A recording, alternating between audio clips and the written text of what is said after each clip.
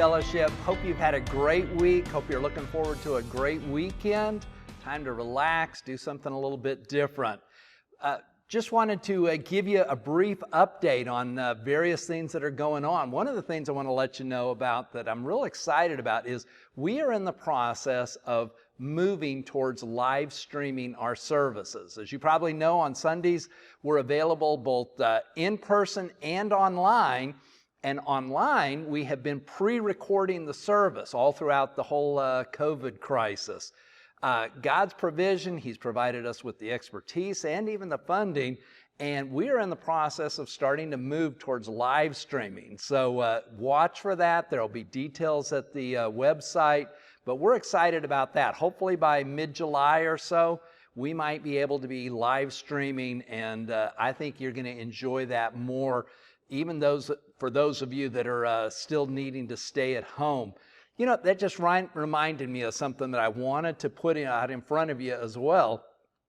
You know, one of the things I noticed in March and April and May, most everyone, I think, was watching the online. You miss, you watched. And because all of us were missing, all of us were watching.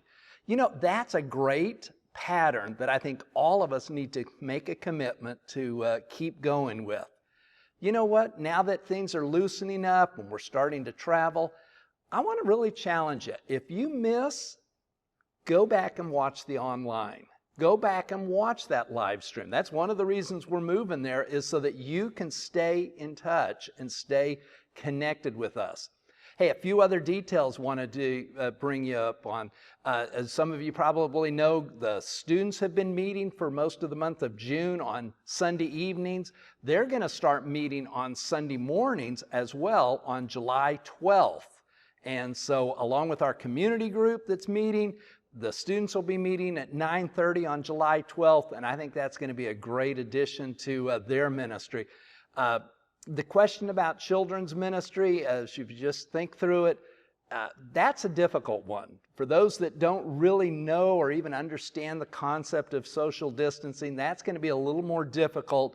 And so when it comes to children's ministry, basically 6th grade and under, all the way down to babies, we're just going to need to take it on a month-to-month basis. So for now, for the month of July, we're not going to be able to do children's ministry. And I quite frankly would just really appreciate your prayer, your wisdom. Pray for wisdom and discernment for those of us that are needing to figure out how we do that. Because that is, if you think about the fact that we're not able to offer those specific children's ministries, that's a real shortcoming, because many of our families, because it affects the parents as well as the children. So we need a lot of prayer and wisdom about just how and when we open that up. Now, a lot of details today, you'll get them, but one more thing that I want to encourage you to keep in mind. On July 5th, the Sunday after 4th of July, this is really going to be an incredible opportunity for us. Josh Morris is going to be presenting a standing miracle. A standing miracle is a portrayal of George Washington reflecting on God's blessing and God's participation in the founding of our country. Josh is going to be in full costume. It's a presentation that he's been doing for years, but it's been a long, long time since he's been able to do it for us here at Fellowship. But that's what's going to happen on July 5th. So if you can be here, we would love to have you. If you feel comfortable bringing some friends, we'd love to have them as well. It's going to be a great time for us to reflect.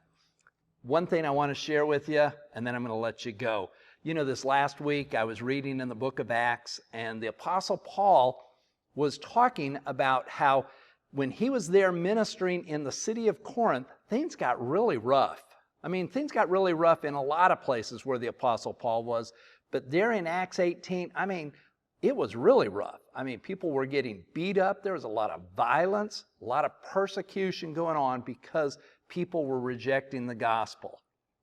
And Paul evidently must have been particularly discouraged, ready to quit, ready to move on. And in verse 10, so Acts 18, verse 10, God speaks to him and he reminds him that he has a lot of work still to accomplish in that city. God still wanted to do a lot of stuff. Now, bring that up. That resonated with me so much because, we've been going on with this thing for now almost 4 months. And, the last 4 or 5 weeks have been particularly hard as well because of just all the racial tension. I mean, this is a hard time. And all of us might be feeling like, whoa, we're done. Maybe God's done. But here's the truth. Just like Paul in Corinth, us here in Texarkana, or wherever it is that God has us, there's still so much to do. God's not finished with you. God's not finished with me. God's not finished with our church. He's definitely not finished with our community. God still has so much to do. When the Apostle Paul heard that news, the next verse says he stayed there another 18 months. That was a long time for the Apostle Paul to be there, ministering, discipling, encouraging people in their walk with Christ. God still has a lot of work for us to do, and He's got a lot of blessing for us to be part of making His kingdom grow. Hope you have a great weekend. Love to see you on Sunday at 10:45 in person or online. Also at 9:30 in person or online for the community group. So God's best. Have a great weekend.